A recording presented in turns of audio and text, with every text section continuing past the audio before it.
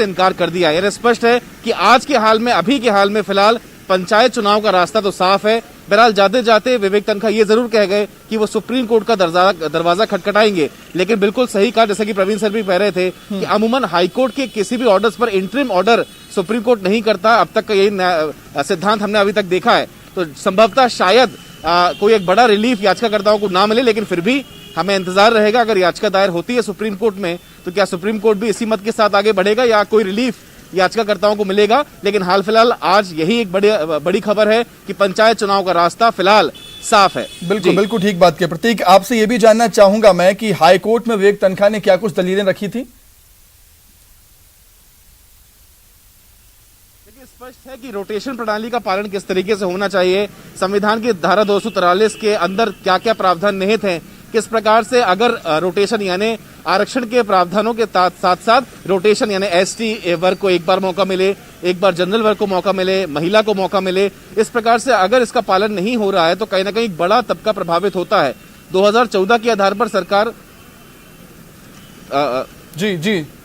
सरकार 2014 के आधार पर जो आरक्षण हुआ था उसके लिहाज से पंचायत चुनाव कराना चाहती है, लेकिन कहीं ना कहीं देखा जाए तो हाईकोर्ट ने ये स्पष्ट किया कि चूंकि ग्वालियर बेंच के समक्ष जब याचिका यानी मामला पहुंचा था उस वक्त हमने किसी प्रकार का अंतरिम ऑर्डर नहीं दिया है, इस लिहाज से हम एक अदालत के एक ही मामले में किसी दूसरे अदालत के ऑर्डर को बाईपास नहीं कर सकते। तो फिलहाल इंटरिम रिलीफ हम नहीं देंगे, यानी रोक जो है पंचायत इलेक्शंस पर उसका ऑर्डर अभी जारी नहीं होगा। ठीक है प्रतीक, मैं आपको यहाँ पर रोकना चाहूंगा। बीजेपी कांग्रेस से भी हम रिएक्शन ले लेते हैं। बीजेपी से हितेश वाजपेयी जी और कांग्रेस से सैयद जाफर जी हमारे साथ जुड़ गए हैं। प्रवीण जी भी लगातार हमारे साथ बने हुए हैं। प्रवीण जी का पहला मैं कमेंट ले लूंगा। प्रवीण जी, ऐसा कि प्रतीक भी कह रहे हैं कि हालांकि अभी पंचायत चुनाव का रास्ता बिल्कुल साफ हो चुका है। पहले भी कहा आपको कि बहुत ऐसे जो पॉलिसी मैटर होते हैं उनमें बहुत कम अवसर आते हैं जब सुप्रीम कोर्ट इंटरफियर करता है, क्योंकि वो मानता है कि जो हाई कोर्ट में बैठे हुए जजेस वो बहुत विद्वान है।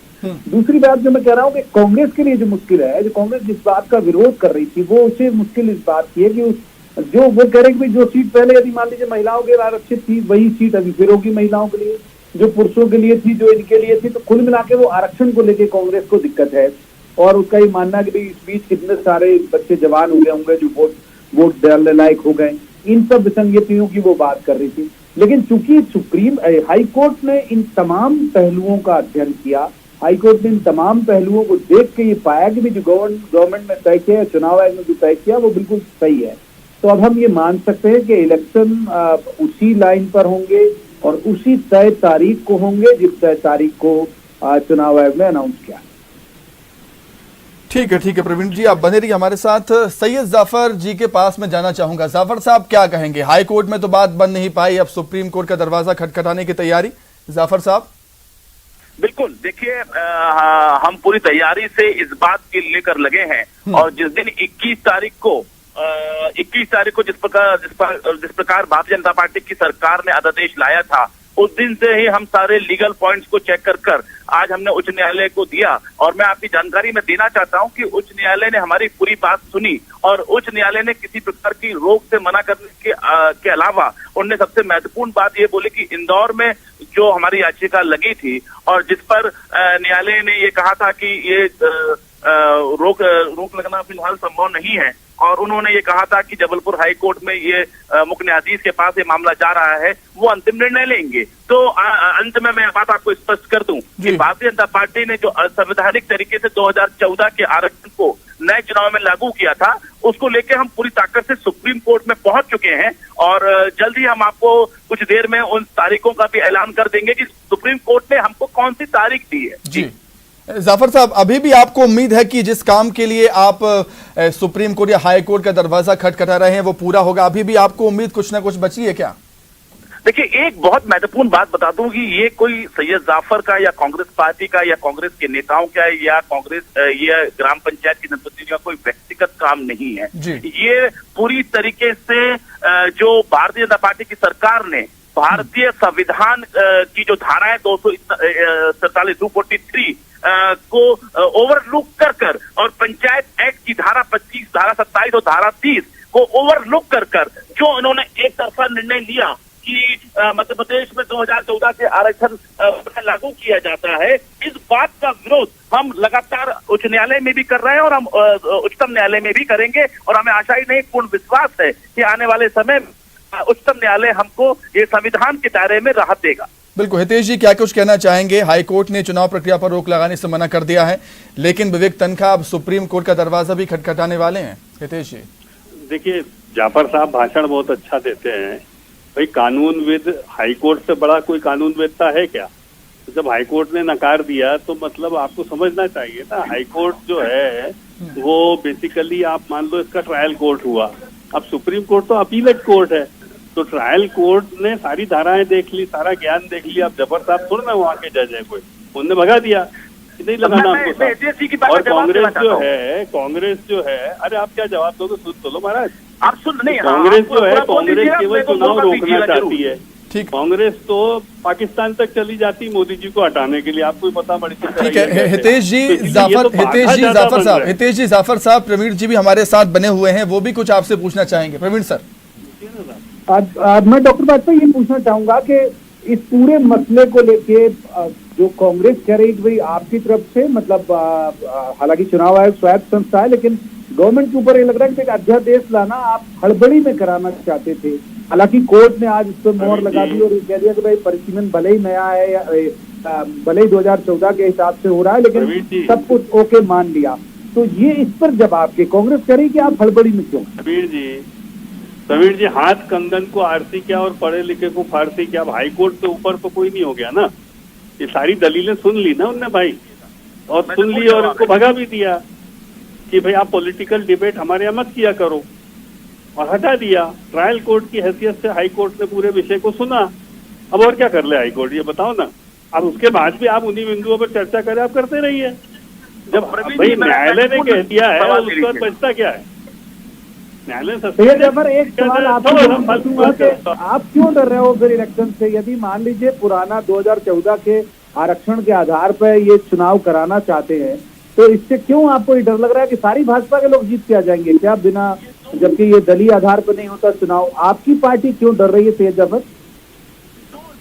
बात है, एक तो ये कि कांग्रेस पार्टी कोई चुनाव से पीछे नहीं हट रही है। कांग्रेस पार्टी का या हमारे जैसे जनप्रतिनिधियों का ये बार बार कहना है, बार बार ये कहना है, हमारा बार बार ये कहना है कि 2014 का आरक्षण नया लागू नहीं हो सकता। मुझे पूरा बोलने दीजिए, मैंने आपको बिल्कुल रोका नहीं दीजिए प्लीज। 2014 के आरक्षण, 2014 का आरक्षण पंचायत एक्ट में कहीं भी भ्रष्टाचार और हमारा अत्याचार। देखिए, मैंने आपको सुन तो लिया था ना हितेश जी, अब मुझे सुन लीजिए प्लीज। 2014 का आरक्षण, 2014 का आरक्षण नए चुनाव में लागू नहीं हो सकता। दूसरा महत्वपूर्ण बात, मैं प्रवीण जी आपका ध्यान आकर्षण करना चाहता हूँ। इन्होंने अभी कहा, अदालत ने क्यों भगा दिया? हितेश जी, आप बदतमीजी कर रहे हो, ये आप डिबेट के खिलाफ जा रहे हो। मुझे पूरा बोलने दीजिए, आप मुझे पूरा बोलने दीजिए प्रवीण जी, मुझे पूरा मौका मिलना चाहिए। आप कर रहे हैं प्रवीण जी, आप बदतमीजी कर रहे हो, आपको दे रहा हूँ, सुन तो लीजिए। जब आप कांग्रेस क्यों डर रही है 2014 के आरक्षण के आधार पर इलेक्शन कराने के लिए? सवाल आप सुन तो लीजिए।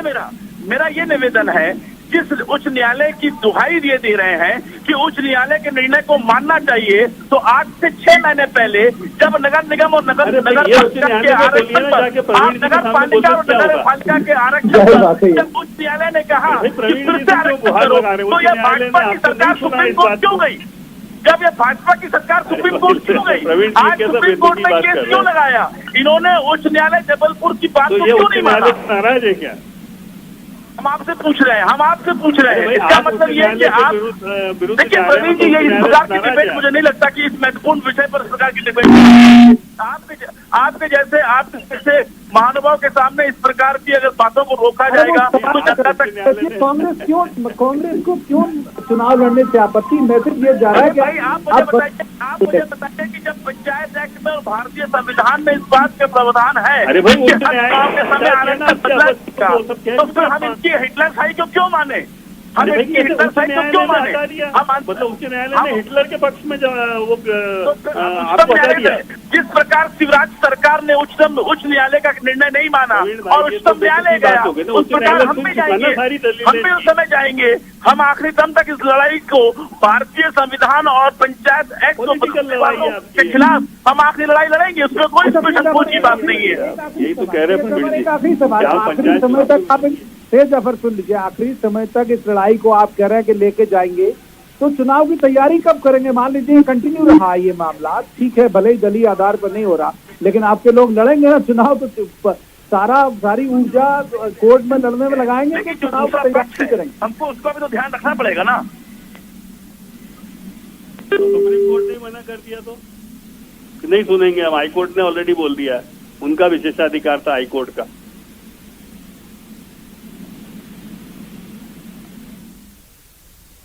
तो बिल्कुल जाफर साहब का फोन कट चुका है, जाफर साहब से हमारा संपर्क नहीं हो पा रहा है।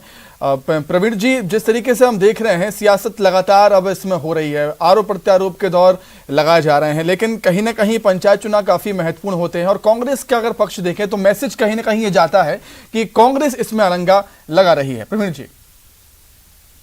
बीजेपी की खूबी यही है, बीजेपी को परसेप्शन बनाने में बीजेपी का कोई तोड़ नहीं है, और खासतौर पर मध्य प्रदेश में तो कोई तोड़ नहीं है कि वो एक परसेप्शन बिल्डअप कर देती है, और वो कर भी देगी जिस तरह से। आप देखिए कि इस पूरे मामले में जैसे हमने कहा और डॉक्टर वाजपेयी कह भी रहे, भाई कोर्ट तय कर देगा तो ठीक है, उसके बाद तो कोई सवाल ही बेमानी हो जाते हैं, लेकिन बहुत सारे बिंदु थे जिन पर सवाल थे, जिन पर प्रश्न उठ रहे थे, अचानक आए अध्यादेश से लेकर और तमाम चीजें, लेकिन कोर्ट ने उस पर मोहर लगा दी।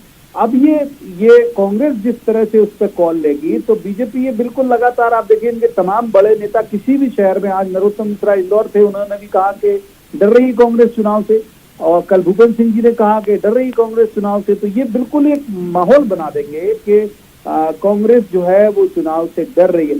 जबकि दिलचस्प आप देखिए कि इस पूरे मसले में ये है कि ये सिंबल पे नहीं होते हैं इलेक्शन, इस पे कोई ये दलीय आधार पे होने वाला चुनाव नहीं है, लेकिन फिर भी बीजेपी भी जानती है इस बात को कि जितना मजबूत आपका गांव का कार्यकर्ता होगा, जितनी मजबूत अगर आपकी पकड़ पंचायत में होगी, उतना ही आपको फायदा 2023 और 2024 में होगा। और शायद यही कांग्रेस के डरने की वजह भी है। ठीक है प्रवीण जी, एक और चीज मैं आपसे समझना चाहूंगा, हाई कोर्ट ने चुनाव प्रक्रिया पर रोक लगाने से तो मना कर दिया है, विवेक तनखा कह रहे हैं आप सुप्रीम कोर्ट का दरवाजा वो खटखटाएंगे, तो इसके पीछे उनकी मंशा क्या हो सकती है सर? वजह ये है कि जो मैं बता रहा हूँ कि भाई कांग्रेस का तर्क भी एक तरह से उनकी जगह ठीक है, हालांकि हम कोई नहीं होते हैं हाई कोर्ट के मसले पे कुछ बोलने वाले, लेकिन जो कांग्रेस का तर्क है वो तो हम बोल ही सकते हैं। कांग्रेस का तर्क यही था कि भाई उस 2014 के आरक्षण के आधार पे इलेक्शन कराना क्या ठीक होगा, जो बात कही भी जा रही कि उस वक्त जो लड़का 15-16 साल का रहा होगा या जो रहा, अब वो जवान है, अब वो चुनाव लड़ने के लिए इंटाइटल है, उस वक्त कोई महिला रही होगी वहां की सीट, अब कोई पुरुष वहां से चाह रहा होगा कि भाई वो पंचायत का प्रतिनिधित्व करे, तो कुछ विसंगतियां कांग्रेस की वाजिब दिखती थी। हालांकि कोर्ट ने उसको इंटरटेन नहीं किया, तो फिर तय बात है कि भाई कोर्ट ने इंटरटेन नहीं किया तो उन विसंगतियों पे बात की नहीं जा सकती। लेकिन जिनसे ये सब सवाल थे, जो विवेक तनखा सुप्रीम कोर्ट जा रहे हैं, वो शायद इसी वजह से जा रहे होंगे कि जो विसंगतियां हैं उनको वो देख ले। लेकिन इतने सारे मामले आप देखिए सुप्रीम कोर्ट के पास होते हैं, और जो तत्काल सुनवाई के लिए होते हैं, पूरे देश भर के मामले उन तक जाते हैं, बहुत महत्वपूर्ण विषय जाते हैं। मुझे डाउट है कि ऐसे किसी मामले में वो तुरंत सुनवाई की पोजीशन में होंगे कि सर तुरंत सुनना पड़ेगा, नहीं तो मुश्किल हो जाएगी। तो ये कोई ऐसा विषय भी नहीं है कि जिसकी सुनवाई तुरंत हो। इस सबके बावजूद कोर्ट पर कुछ कहा नहीं जा सकता।